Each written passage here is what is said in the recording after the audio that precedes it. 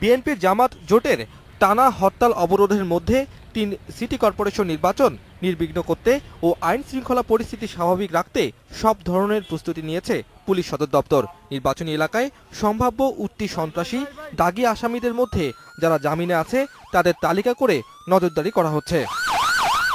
IGP জানিয়েছেন, নির্বাচনকে কেন্দ্র করে এখন পর্যন্ত কোনো ধরনের নাশকতার কোনো মেসেজ নেই। তারপরেও যে কোনো অপতৎপরতা রোধে ঢাকা ও চট্টগ্রামে কয়েক স্তরের নিরাপত্তা বলয় তৈরি করা হচ্ছে। কোনো প্রার্থী আচরণ বিধি লঙ্ঘন করলে নির্বাচন কমিশনের নির্দেশ অনুযায়ী ব্যবস্থা নেওয়া হবে।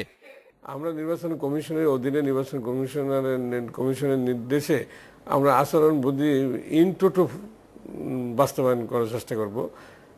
এখানে প্রশাসন আছে, এখানে নির্বাচন অফিসার আছে, পুলিশ আছে, অন্য আইন শৃঙ্খলা বাহিনী আছে, সকলে মিলে আচরণ বিধি যদি আমরা ঠিকমতো বলবৎ করতে পারি তাহলে নির্বাচনের পরিবেশটা সুন্দর হবে, সেদিকে আমাদের লক্ষ্য।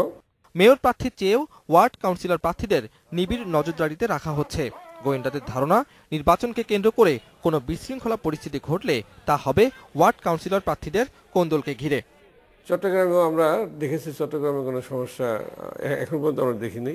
দুষ্ট লোক যারা 2-4 জন যারা সমস্যা সৃষ্টি করতে পারে তাদের তো আমাদের চিহ্নিত করা আছে, তাদের বিরুদ্ধে আমরা আইনগত ব্যবস্থা নেব যদি এই ধরনের কোনো উদ্যোগ থাকে।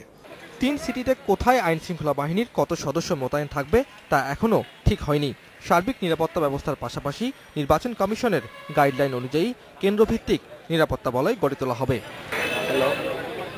Shakil Abdullah, independent news, Dhaka.